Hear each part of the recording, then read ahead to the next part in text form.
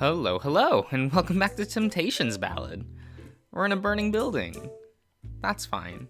Sid and Artemi paused before exchanging blank stares.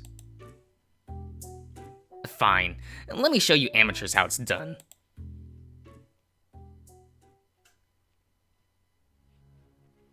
Footsteps echoed through the stone walls as Wes made a mad dash towards their jail cell. What in blazes is going on in here?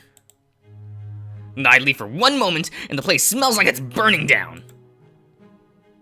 Holy shit! Wes's jaw dropped at the towering wall of fire that had erupted within the cell. Cole shook the bars out of the cell desperately, his face a twist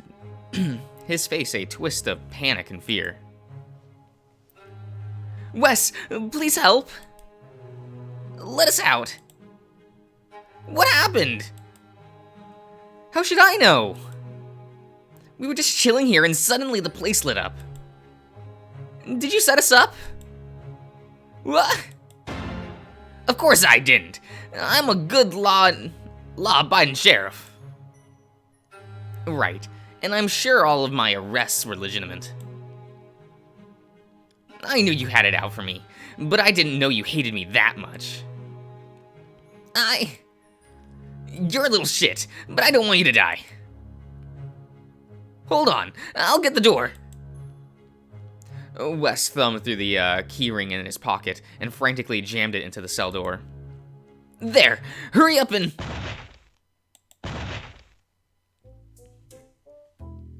Sid awkwardly stood over Wes with a raised fist as he dropped to the floor like a sack of potatoes. Artemi glanced over his shoulder with an equally mortified expression. Cole just casually stepped over the unconscious sheriff and dusted himself off. Ah, he does care.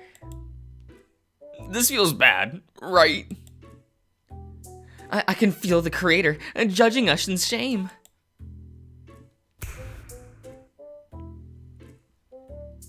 Cole scowled at them as he snapped his fingers, dismissing his illusionary fire. Don't sympathize with this guy. He's been falsely arresting me for years. Didn't you admit to those public indecency charges, though? Cole waves his hand dismissively as he drags Sid out of the cell. Details. Come on, let's hurry up and get out of here. Lady Knight, are you coming or what? One moment, please. Artemi gently carried the sheriff's prone body to a nearby corner, propping him upright in a more comfortable position. There, much better. Sleeping with such uncomfortable posture is bad for one's health. I think a cramped neck is gonna be the least of his worries when he wakes up. I hope he takes a small comfort in this, anyhow. And it's mostly to erase my own conscience. I hate working with goody two-shoes.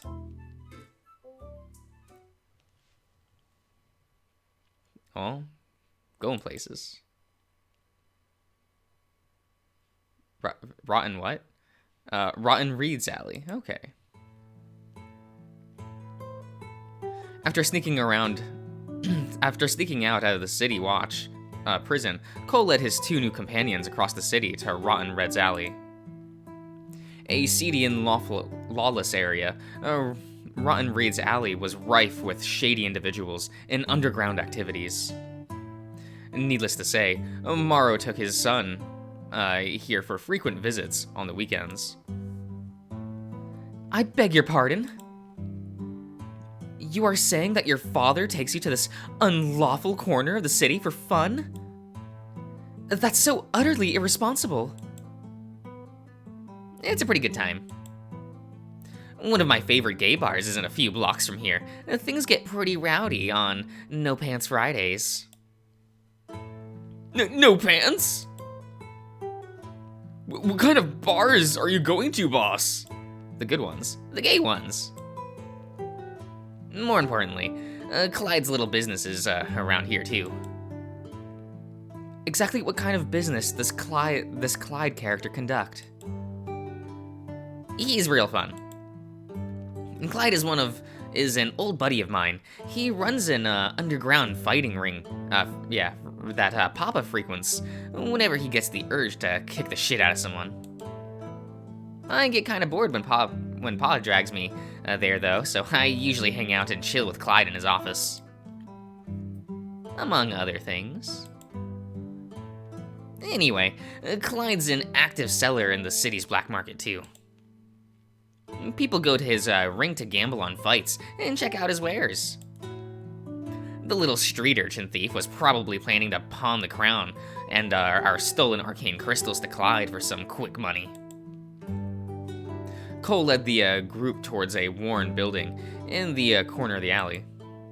There was a thick wooden door with a small closed slot near the top, likely used to observe visitors.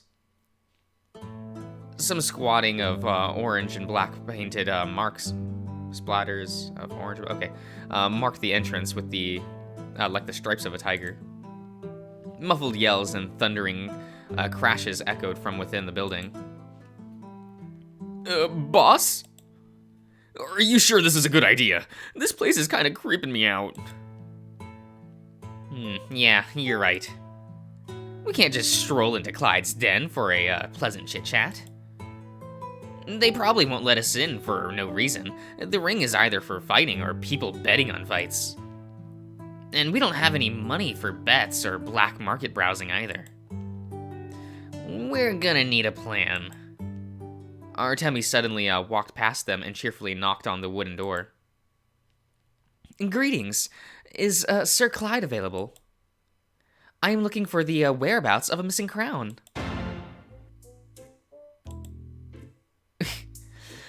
Sid and Cole frantically drags her off to the side and around the corner. Are you insane? You can't just go around announcing yourself like that. I don't understand. Are we not approaching your friend Clyde in search of the crown? Cole groaned and rubbed his temple impatiently. Yeah, but not like this. Someone's subterfuge is in order. You mean lying? That's most dishonorable, Sir Cole. Okay, listen here, little knight. I may be real friendly with Clyde, but he's still a businessman in rotten Red's Alley. It's every man for himself out here. He's not just gonna hand over our jeweled crown worth thousands of gold just because we ask nicely. That's not how the world works. There was suddenly a clack at the door as the wooden slot slid open. A pair of sharp, predatory eyes peered around the alley suspiciously. Hello. I swear I heard someone. Cole groaned and buried his face in his hands. It's now or never. Thinking quickly, he grabbed his two companions and dragged them into the view of the door. Hey, buddy. How's it going? The eyes in the door slot blinked in surprise before snapping closed. The door suddenly swung open to reveal a tall, grinning tiger.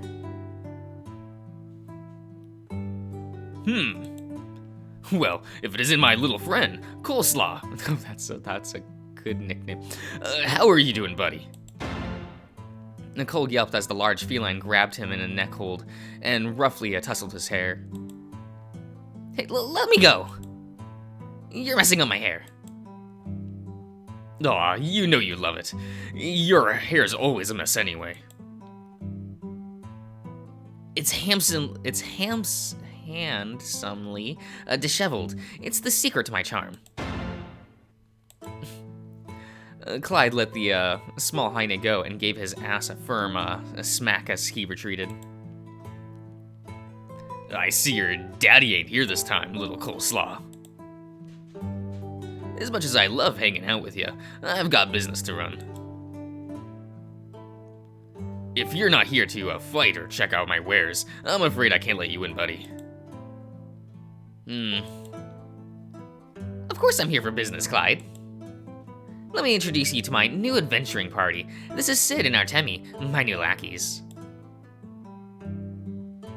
Greetings, Sir Clyde. It is a pleasure to meet you. Clyde looked taken aback as Artemi bowed deeply. Now, I know something ain't right. What's a polite lass like you doing with someone like my little coleslaw? Oh, please don't call me that. And Clyde suddenly twisted Cole around and gave his other butt cheek another firm smack. Duh, what's the matter, buddy? Am I embarrassing you in front of your new friends? No, I'm more afraid that you're gonna scare them off. I'm always happy to hang out with you, but like I said before, today's a business day. Sid's face flushed pink as he stared at the two glowing handprints on a. Sid, yeah, barely concealed ass. That's it. Wow. You're really friendly with Boss. No need to feel jealous, big guy. I know for a fact that little coleslaw likes being shared. What do you mean by that? Cole cleared his throat loudly. Anyway, I'm taking my two lackeys to your fighting ring to test their mettle against your fighters. Gotta make sure they can kick ass before I can take them out onto a real mission. What do you say? If we come in and brawl for a few rounds? No. Intrigued, Clyde glanced up and down Sid and Artemi. These two? Well, my ring is always happy to welcome fresh meat. This will really get the audience riled up and their bets rolling. Are you sure you're ready to meet my contenders, though? We don't pull our punches around here. Sid glanced between his two companions while shuffling nervously. Well, Worry not, friend. Whatever the challenge, I am ready to face it head on. I swear upon my honor as a knight. My. You may be a bunch of greenhorns, but you've got guts. I dig it. Well, if you've made up your mind, then follow me into my little underground fight ring. Clyde beckons the three of them inside the worn building with a wink. Cole grumbled and followed him inside while doing his best to ignore his stinging butt cheeks. You really need to stop being such a tease when I'm around other folks. Heh, you know you love it. I know you said today's a business day. Today's a business before pleasure kind of day, but are you sure I can't convince you to join me in my office for a bit? I'm sure your friends can take care of themselves for a little while. We'll see. As the two of them disappear inside, Sid nudged Artemi and whispered with a red face. That was weird, right? The way those two acted with each other. Artemi blinked blankly. I'm afraid I do not have much experience with social interactions. Was that not how close male friends conduct friendly, familiarity among themselves? I don't have any friends either, but I'm pretty sure they don't casually smack each other's asses. Sid shook his head furiously. Why in the world was he feeling so flustered? You know what? Never mind. Let's hurry up and go inside. The building's interior was cold and unkept, the dark stone walls dimly lit by flickering candlelight. As Clyde led the three of them down a narrow corridor, muffled sounds of fighting men and a roaring crowd echoed through the walls. Clyde watched the newcomers' nervous faces with a grin. Well, folks, welcome to my fighting ring. Ah, luxurious. The door opened to reveal a large, rowdy room with an open area roped off for fighters. The place was filled to the brim with a crowd surrounding the ring, whooping and hollering at two large, heavily bruised men exchanging fierce blows. Scantily clad waiters served out trays of beer and mead while judges collected bets from the excited audience. The entire crowd screamed as one of the fighters brutally grabbed his opponent by the throat. In a show of sheer strength, the fighter lifted his opponent off the floor and tossed him into a brick wall with a sickening crunch. As the other man groaned and struggled to pick himself off the ground, the fighter raised a victorious fist into the air, prompting the crowd to burst in uproarious applause. Sid watched the entire exchange and gulped nervously. "What? This is kinda hardcore." "If you think this is rough, you should see my papa in the ring. And that's when things get real good." It doesn't appear these fighters adhere to proper sparring etiquette. Had I pulled a trick like that in the cathedral, Her Excellency would have surely locked me up in confinement for days. "Lock you in confinement? What kind of weird church training do they do to you there?" "Worry not, friends. It was just simple discipline. Surely many families do the same for their children." "No. I think the worst my mom's done was force me to wash all the dishes in our tavern for a couple of days. And then she felt bad and ended up washing them, and we ended up washing them together." Cole scoffed. "Papa's never had to discipline me as a kid because I never get caught. Y'all need to stop being so honest with your parents." "Sir Cole, I simply cannot condone your deceptive methods." "That sounds like the words of a sucker to me." By now, the cheering and hollering from the rambunctious crowd died down. People were carrying the fallen contender out of the ring while they were preparing for the next match. The victor of the last fight was downing a tankard of beer when he suddenly caught sight of Cole and his companions near the entrance. His eyes narrowed dangerously. The large man quietly approached them, the crowd parting at his wake nervously.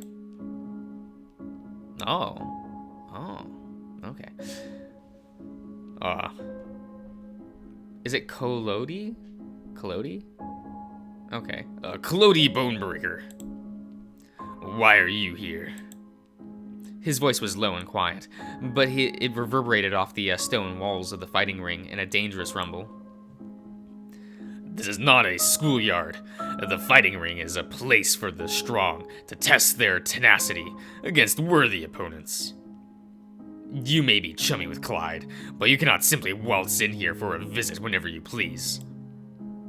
Crowds are not welcome here." Despite the sheer size difference between Cole and the large man standing over him, Cole stood tall and unfazed.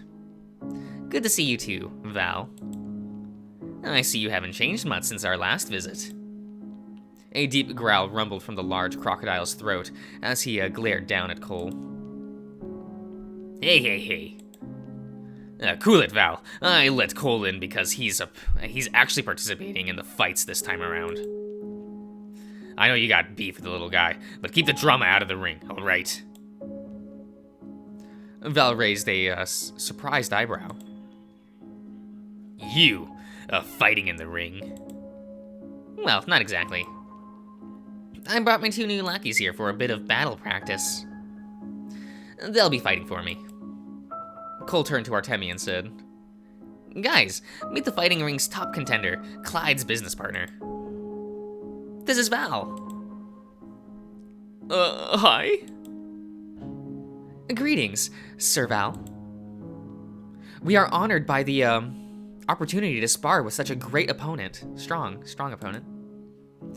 Val's eyes narrowed at Cole with a bitter disgust. As expected. constantly manipulating others to fight your battles, always hiding behind your father's success.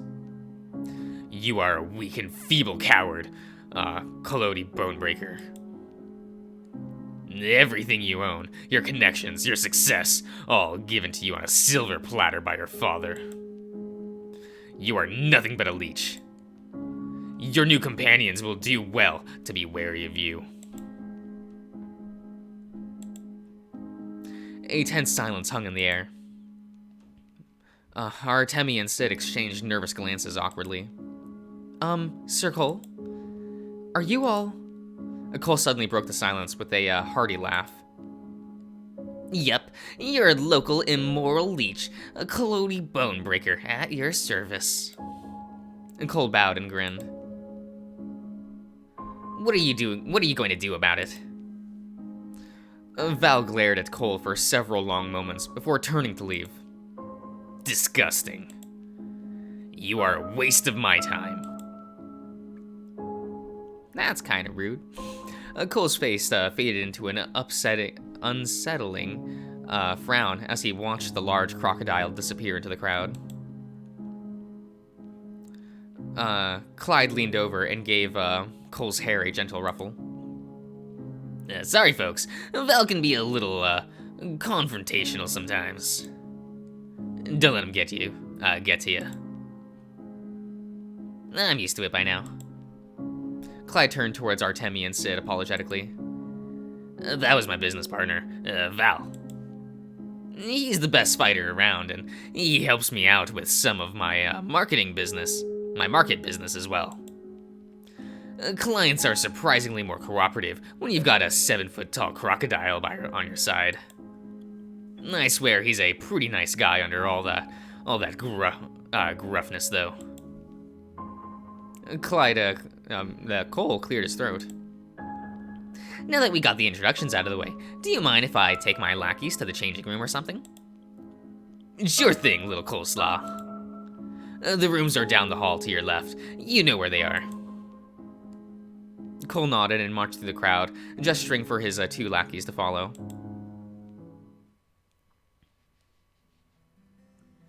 Okay. I'll end the part here, so I'll see you around, everyone.